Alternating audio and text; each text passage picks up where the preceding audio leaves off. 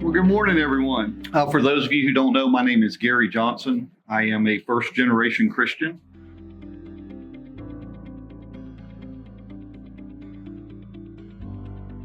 I was baptized into the Church of God 14 years ago, last month in a very cold tub of water in a prison chapel in Morgan County, Tennessee, the Morgan County Correctional Complex.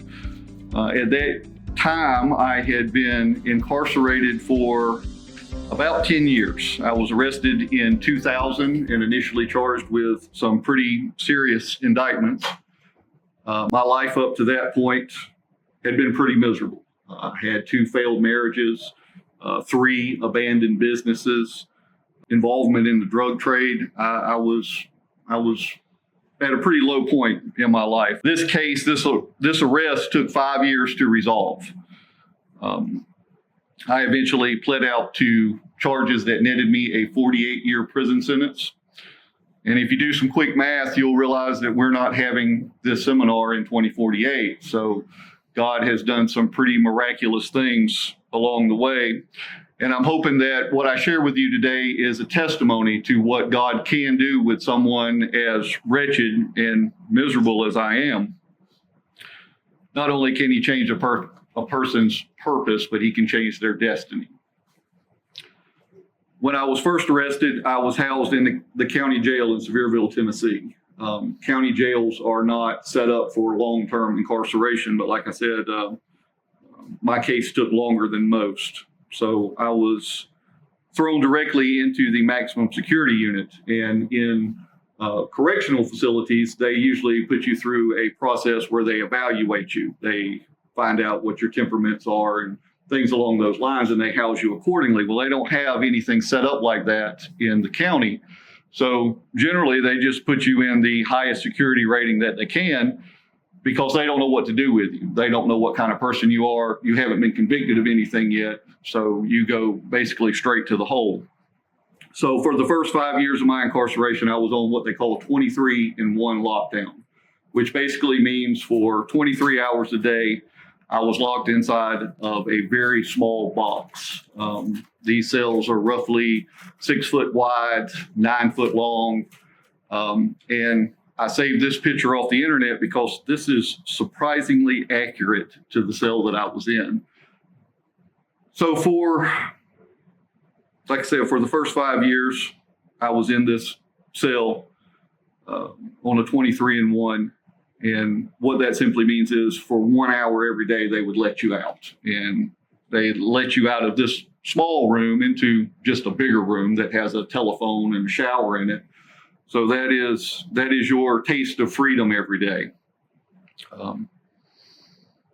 So being in this situation, my mind started to go to the teaching of my childhood. My parents had sent me to church as a child, and I was baptized into the Once Saved, Always Saved club. So I felt like I had that in my pocket. But as time went on, the questions seemed to be more pressing as to what my ultimate end would be. If I didn't survive this, if I didn't make it out alive, was I going to go to heaven when I died? Now, this is what I was taught as a child, but I had never really followed it up for myself. You know, we went to Sunday school, and that's what the preacher told us. So we assumed that he knew what he was talking about and just moved on. So I started to turn to the experts. I started to watch religious television and take Bible study courses. And the more of these courses I took and the more of these programs I watched, it seemed that the confusion just kept getting deeper and deeper. They were often in conflict with each other.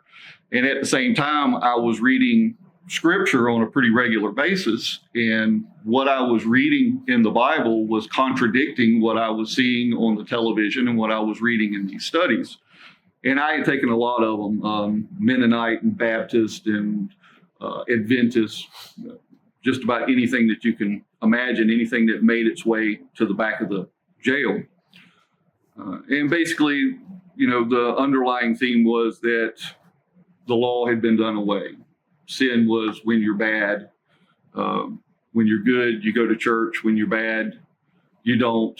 Bad people go to hell, but not really. just the ones who don't go to church. Everybody else goes to heaven. Because Jesus forgives all your sins, past, present, and future. So I started believing that popular Christianity was false, that there was a massive scam on a large level. And I couldn't get the thought out of my head. So about 6 months into my incarceration, a guy moved in to a cell next to me. And, where I was housed was a 2-story facility, or at least inside of the unit was. And if you can imagine a cell at the end of this that's 90 degrees at the end, I tried to find this kind of layout on the computer, but I couldn't. Apparently it was more rare than I thought. But at the end of the walk, my cell was 90 degrees to the cell beside me, so close that when the doors opened, they would hit each other if they opened at the same time. So this guy had moved in next to me who had an exceptional bad attitude. And one day during his time out, he got some bad news on the phone. And what they would do is they had what we called a tower. And it was just a security booth that was roughly at the same height as the second story tier was. So as one guy would come out, a light would come on that his door was closed, and then they would pop the next door for the next guy to come out. And an hour later, they would tell you to go up. You'd have to go up and pull your door, and then they would pop the next door open. So this guy came in, and they closed his door, opened my door, and I came out. And as I'm walking past his cell, I can hear him in there just thrashing around, just raising Cain in this little bitty box. So by the time I got back from my hour out, the tier in front of my door was scattered with all of these small magazine-sized books. And I recognized that they were religious books, and that was something that was on my mind at the time. And with my hands full, I couldn't get into the cell without walking on them. So I just kind of took my foot and shuffled them into the room and pulled the door closed and looked out my window, and I could see my crazy neighbor looking at the mess he had made with a big grin on his face. It was kind of taunting in itself. So anyway, the issues of nominal Christianity had been weighing on my mind. One of the things that these studies kept telling me was that there was a difference between the Old Testament and the New Testament, that the God of the Old Testament was different than the God of the New Testament, that Jesus had come to protect us from his Father's harsh law, and that there was, a difference here, and I couldn't see that. I could see a continuity in Scripture. I could see that the message was the same from one book to the other, but I kept running into this problem. And all this is taking place under the weight of a criminal prosecution. I was learning that the justice system wasn't so much seeking the truth, or at least not in my case. They were more seeking a plausible story, something that they could sell to the public. And it seemed to me that nominal Christianity had done the same thing, that they had come up with a plausible story, they sold it to the public, and it seemed like they were making pretty good money at it. So I was primed with a critical eye by the time that I actually looked at one of these books. The first book that I pulled up was The Gospel of the Kingdom of God. And it was the first time that I had read something that talked about that continuity of Scripture, that talked about that message being the same message from one end to the other. And it was the first time that I felt like I wasn't alone. It was the first time that there was something else. There was a body of people. There was someone who saw this book the way that I saw it. And it made a significant impact on my life. I said I had read a lot of this stuff, and none of it had made any difference to me. But this was the first time that things had started to change. I began consuming this material, writing the correspondence department, and most importantly, I started to apply the precepts that I was learning to my life. At this time, I didn't know that it could have any impact on the situation that I was in. From what I could tell, my life was pretty much over, and I wasn't sure if And maybe I was having a break from reality. Maybe I was a jailhouse convert. Maybe this was just, me grasping at straws on the way down. But as I applied the precepts, God became more and more real in my everyday life. He became more a part of what I did, how I interacted with people. And like I said, it's the only thing that made any difference. Of course, God used other means to draw me along. There was a television broadcast, and some of you who are a little older may remember the old analog televisions where you turn the antenna to try to get the signal. Well, we could get a little bit of a signal in the county jail. Of course, we were surrounded by concrete walls on every side, so that made it a little harder. But several years went by before I even knew who Garner Ted Armstrong was. That was the television program I'd been watching, or I'd never even heard the name Herbert Armstrong for probably the first 2 or 3 years that I was consuming this material.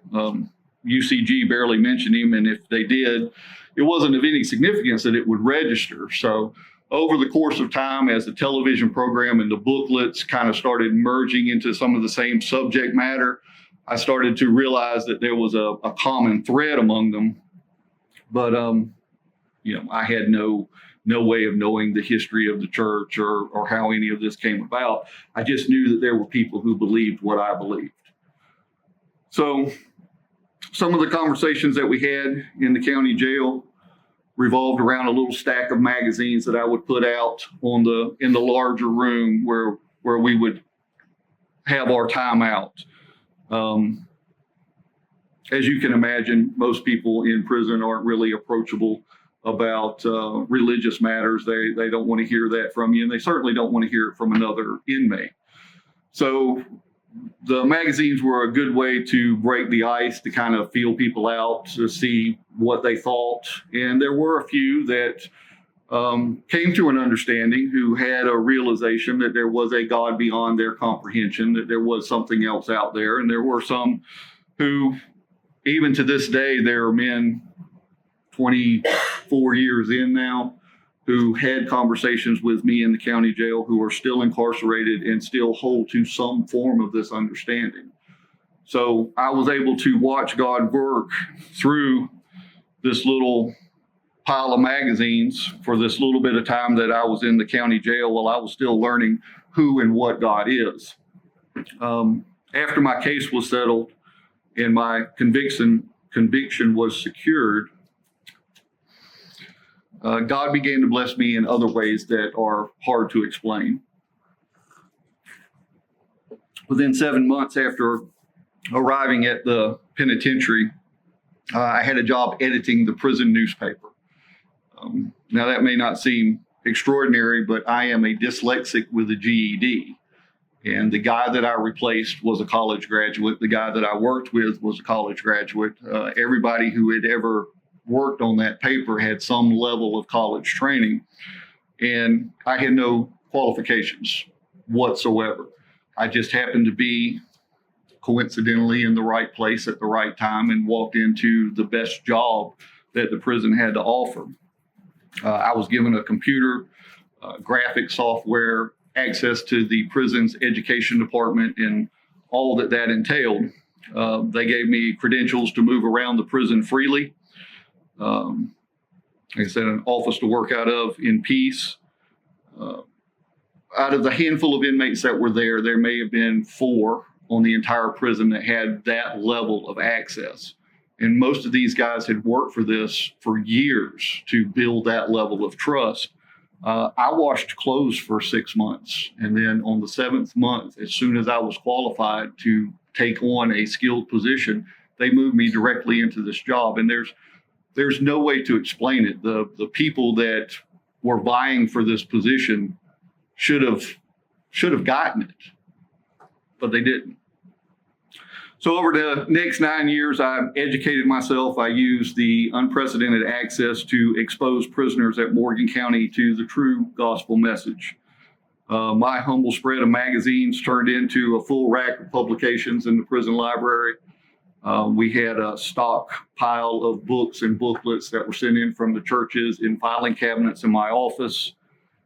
We aired daily church sermons. 5 of the larger groups would send us their weekly messages. We had a Church of God program airing every day on the closed circuit television throughout the time that I was there. We held a Bible study class on Wednesday nights. We had pastors from both United Church of God and COG come in to teach those Bible study classes. Eric Evans, who baptized me, came in once a month and would teach the class, and Stan Martin would come in every 3rd month and teach the class, and then I would teach the classes in between that. So you don't get a lot of ecumenical agreement in programs like that, but this time we did. The magazine, the newspaper that they put me in charge of, I eventually turned that into a magazine. We expanded the reach of the magazine so that it went to all of the prisons in the state of Tennessee. Through the software and stuff that they gave me, I was able to produce a digital version of it. Of course, we couldn't print it in color, but the digital version went out in color, and it went out to all the facilities. And every one of these magazines had contact information for one of the Church of God organizations within the magazine. Somewhere embedded in there, I would write an article, or I would attach it to someone else's article, or I would figure out some unique way to get the church's contact information in there to make sure that it continued to go out. In 2015, I was transferred to another prison, Northeast Correctional Complex, to finish out my time there. I was again employed by the education department. It's interesting when you come in as a prisoner, your records follow you everywhere you go. And I walked into the principal's office and I said, my name's Gary Johnson. I'm interested in the teaching position that you have. And he said, we know who you are, and come back tomorrow and we'll put you to work. So for the last couple of years that I was there, I worked as a GED teacher underneath a teacher who had an actual credential. And I was given another publication. We produced a small magazine called the Northeast Star for the last couple of years that I was there. So they put me to work. And again, I used the resources for the same purposes. Now, if all this sounds incredible, it should. I know a lot of prisoners in the system that I've never known anyone else that has obtained this kind of influence, this kind of impact during their incarceration. And the thing is, it had nothing to do with me. On my own, the best I could do was wreck 2 marriages and destroy a lot of businesses and burn bridges. There was nothing in me that should have allowed any of this to happen, but it did. God did a work at that particular time, at that particular place that I've never known to be accomplished since then. And the final miracle, or at least of my incarceration, was walking out of the prison system in 2018. I went up on my first time in front of the parole board, and they granted me parole. And that is something that never happens in the state of Tennessee. Usually it's time after time after time, and years go by, and the first go around, they let me out. So we're not having this conversation in 2048. So since then, God has blessed me with more work than I've been able to do. And again, things that I am really not qualified to do. When I first got out, I was hired as a book editor. I edited books for an online publishing company. I went from that to doing construction work. I learned how to build things when I was a kid, and my mom had some friends that wanted some remodeling work done, and I wound up making a small business out of that. And through that, I met the owner of a business in Greenville, Tennessee.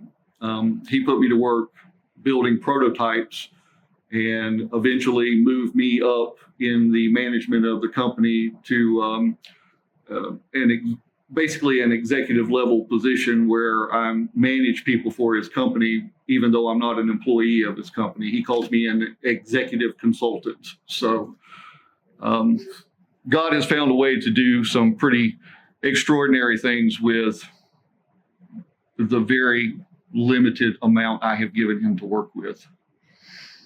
In September of 2019, 19 years to the day of my incarceration, I began Covenant Concepts. Covenant Concepts was based on plans that I drew up when I was in the county jail at the beginning of my incarceration, and it was something that I had always wanted to do. I studied nonprofit law while I was incarcerated, figured out what had to be done, the paperwork, how to get everything filled out, so that when I had the opportunity, I was capable of doing that. So what we've done is we've taken the same methods that God used while I was in the prison facility, and we've brought them to the outside and opened them up for members of God's church to be able to participate. This is a little intro that a girl that works for me wrote up, and it basically gives you the core of what our program is. Our prison book program, we send educational material and Church of God material to people who are in prison. And we have developed a small library of books that we use to promote this organization. The first book that I wrote was a prison anthology, and it was basically a compilation. It was the first issues of the Mountain Review that we did. We put them together into a book, and we were giving that away at first because that was the thing that we owned. But I soon realized that just the newspapers in themselves weren't sufficient. So one of the things that I did while I was incarcerated was I taught a lecture series that was based on Herbert Armstrong's 7 Laws of Success. I took the 7 laws and I broke them down into individual sections, and we would do an hour seminar on each one of those laws. And I would bring in materials that I was able to collect. What little bit of access we had, we could get staff to go on the internet and pull things off for us. And of course, I had access to the education department's material. So I put together this lecture series, and it went so well that years later, prisoners were still walking around with the transcripts from the lecture. I would print these things off and give them handouts with each one so that they would have materials left. So I figured since it had such an impact, I would turn it into a book. And this is the primary publication that we give away. When you read the book is set up like a secular book. It's like a secular self-help book. And that was one of the things that always struck me about the 7 Laws of Success was the way that it was put together. When you get to the last chapter, of course, the last fundamental is the Spirit of God. And then it goes into the core aspects of each one of the principles and the biblical base for turning your life around. So you actually have to read the whole book before you get to the explanation of it. And then after that is contact information for the churches. So what I try to do is with everything that I send, I try to make sure that there is contact information for the church in the publication. We don't necessarily run a ministry so much as we do a clearinghouse for Church of God publications. It's not my job to try to pasture a flock or to try to lead these people into anything. It's my job to turn them to the church. So I try to get them to subscribe to periodical publications that they can get in the mail, reach out to the correspondence departments. Now I'll answer questions if they have them, but ultimately I'll normally send them either a coupon for a booklet or tell them where they can get a booklet from on the subject that they're asking me about. And I find that that's a lot easier than taking the time to try to answer each individual question. The churches are set up to do this. They have the resources, the material, they have a correspondence department. Now, the second anthology book, there will be 3 of these altogether. We've got 2 of them done so far. The next one will be in color. And again, these are just the publications that I did when I was in prison. They're entertaining for prisoners. Each one of them was set up. Each one of the magazines was set up so that it had I've lost my clock, so when they come in to run us off, you'll know I messed up. Yeah, like I said, they're just a compilation of the magazines. The magazines were set up to be entertainment for people who were incarcerated, and they have puzzles and games and different educational materials in each one of them. So we kind of sell those as fundraisers for the book program. The Prisoner Resource Guide is pretty much like a small phone book. One of the things that you don't realize when you are incarcerated is that or people on the outside don't realize, is that you don't really have access to information. So if you want to know something, there's no way for you to get it. Most people can't go to the staff and ask them to look something up. So this book is designed to provide them with information on subjects,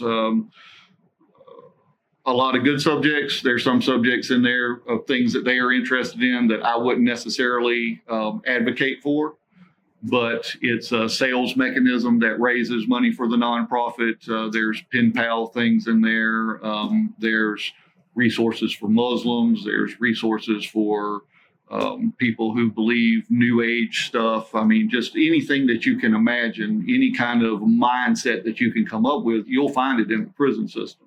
So this book is designed to appeal to all of that, and it's done as a fundraiser for the nonprofit on an informational basis. And we're in competition with a lot of other people that do this. On our website, this is the form that we send with each correspondence. So if I get a request for finding the fundamentals, which a lot of people will request that right off the bat, if I get a request for that, I send them this form in the packet that I send along with the return information. This form allows them to give me 3 subject matters on things that they are interested in. And our 3 categories are academic, vocational, self-help, and spiritual. And the spiritual thing is kind of a test question. I basically put that in there to find out what their mindset is. We don't usually send spiritual material unless I can't get an academic or vocational subject from them. The self-help stuff is kind of also a secondary thing. We don't do books by title. People will request things by title. If I'm not familiar with the author, then I don't know what their mindset is. So I'm not going to send them a self-help book from a Hindu guru on, how to lose weight or whatever the subject is.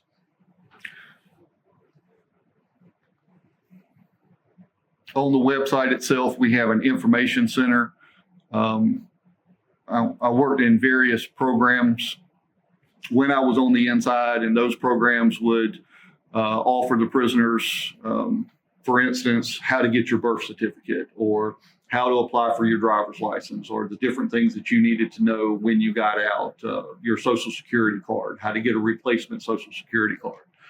So I collected up a lot of this information, and when we update the Prisoner Resource Guide, we will update a lot of this information. Now, these things are set up on the website, which of course the prisoners can't get to, but the idea is that their family members can come in and download this stuff and send it to them if that's something that they're looking for. Unfortunately, a lot of prisoners don't have that kind of outside support to do that. So a lot of this stuff doesn't make it to the inside. Now, if people send me a letter and they ask me personally for this information, I will look it up and update it and send it to them. We try to be a resource for people who are trying to improve their lives. So whatever it is that they ask for, I'll send it to them and I will look it up and make sure that it's all new and current, and then we update everything in accordance with that. This is just the form we send for finding the fundamentals. It's always free to anyone who is incarcerated. There's no qualification for it. We make it clear that we are a Christian organization, but we do not have a threshold level. It doesn't matter to us what you believe. what your mindset is. We will still help you with educational material, and we're still going to send you a magazine. The idea behind the magazine program is in every letter that I write them, I do it as if it's a trade-off. I basically say, we would like for you to look at this magazine, but if you don't have any interest in it, would you please give it to somebody that you think would be interested? And if you don't know anybody that you think would be interested, just leave it on the table. That's all I'm looking for. I'm just trying to get as much of this material on the inside as possible and let God work it out from there. It's not my responsibility to try to convert anybody, but I'm trying to put the material in there so that it's possible. And these things are set up on PDF forms on the website. They can be downloaded, transferred around, or printed and mailed in. The demographics on what we're doing. Right now we have 255 clients.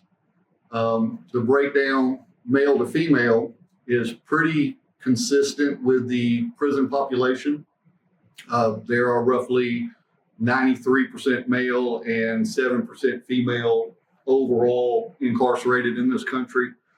When I first started doing this, I came out with a list of people that I had known in the prison system from Tennessee, and that's why that number is so high.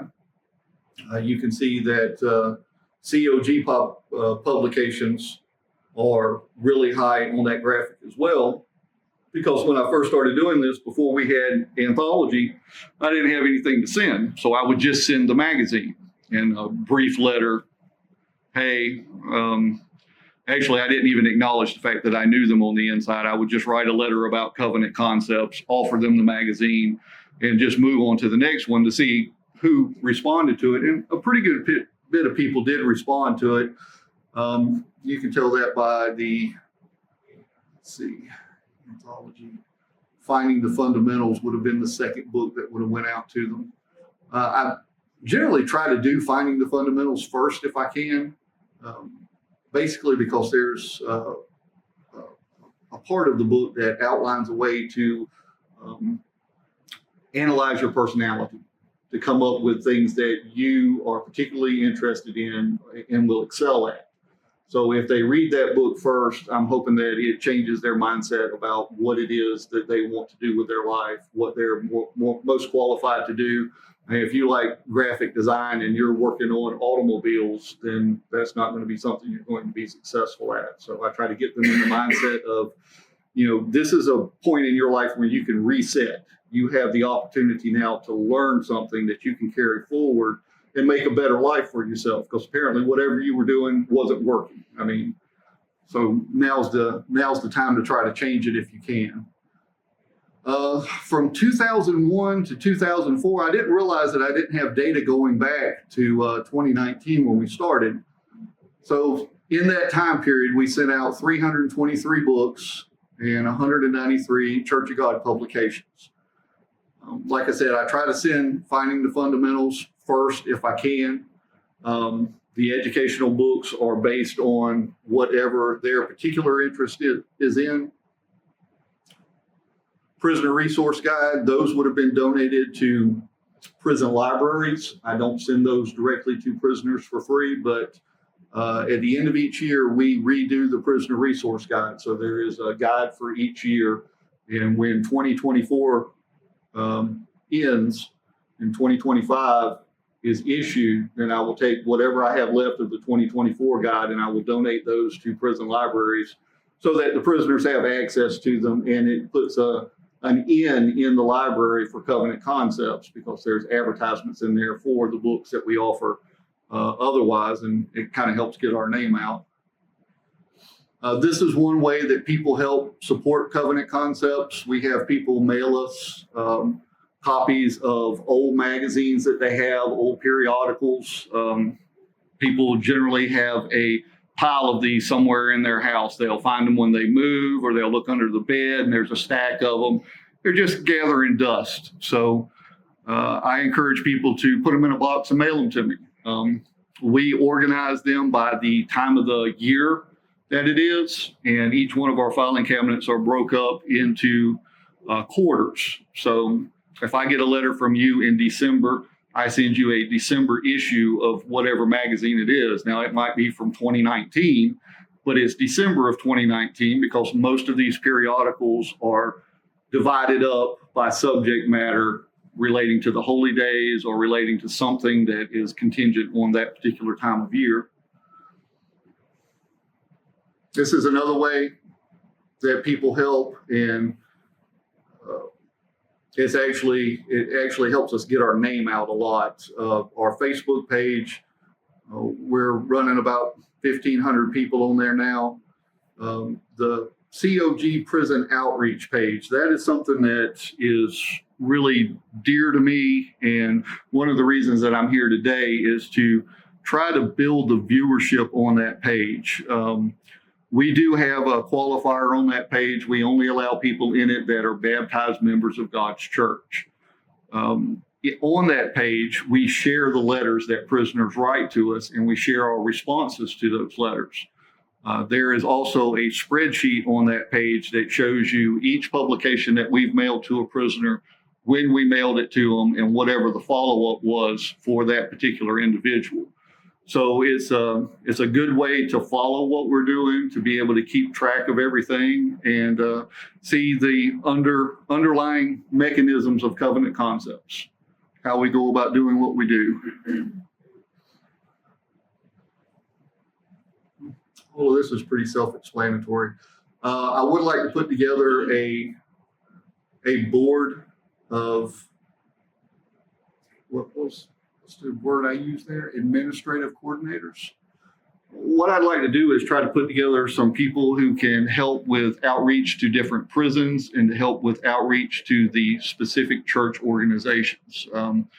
One of the things that we are completely independent of any outside financing. None of the church groups support what we are doing in particular. I don't have a problem with that. I think it's better to do this on an individual basis so that you're not influenced one way or the other. When I send a periodical publication to somebody, I send it to them because that's what I have the most of, not because it's a particular organization. I go in the drawer, whichever file folder is bigger, that's the magazine you get, and we work our way down from there. So it's entirely based on the contributions. These are our contact information. You can find that in the pamphlet as well. I've talked my head off for 40 minutes. We've got 5 minutes if there's any questions. And I appreciate y'all coming and listening to me. I was curious.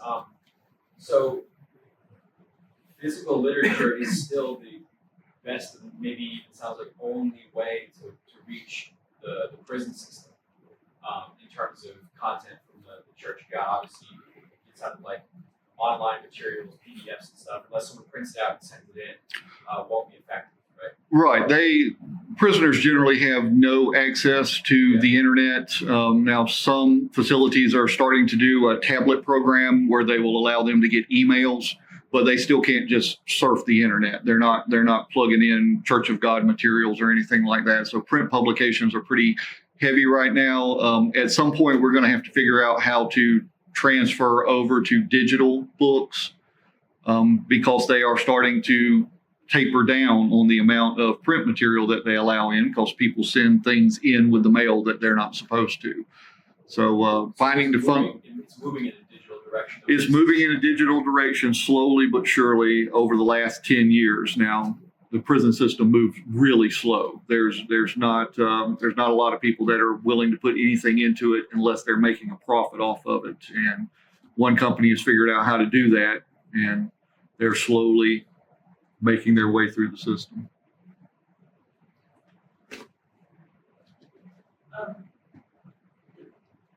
Am I right in knowing that there's a difference between jail and prison?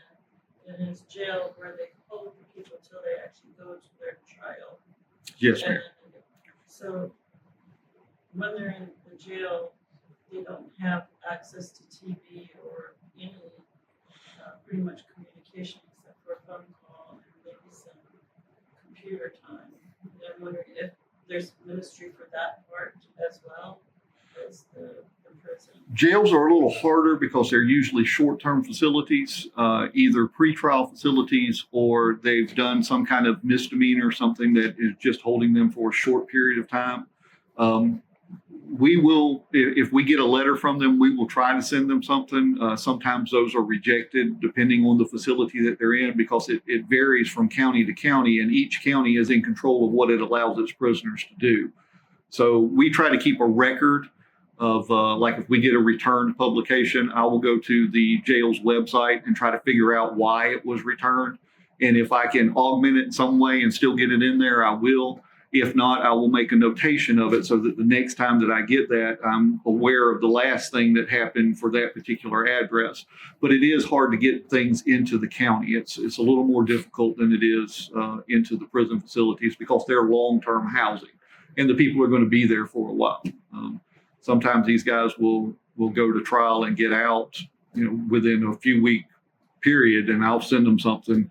And it may take me 2 or 3 weeks to get the publication to them, and they're gone by the time it gets there. But we will make an effort. We answer every letter that's sent to us, regardless of where they are, and we make an effort to get them in there. And we've been relatively successful with a lot of that. It's just more difficult in the county. A friend whose sister is in the 23-1 situation that you were describing. What is the best way? I guess my friend then can go on to your website, fill out a form for her sister, and try to get the information to her in that way. Is that how it works? She can either print the form out and send it to her, or she can send me a message and just give me her contact information. If she's in long-term housing, the key thing to know is the prisoner number and where they are. Each one of them is issued a number, and without that number, it's hard to get things to them. But if I have a number and a location, I will actually look it up and find out how to get it in there. Is there anything else? We timed that pretty good. In fact, we're at 9:45, right on the head. Shoot. I don't know what days for bread. I saw it. We're done. That was my 2-minute warning. Thank you all for coming. The contact information is up here. Thank you very much.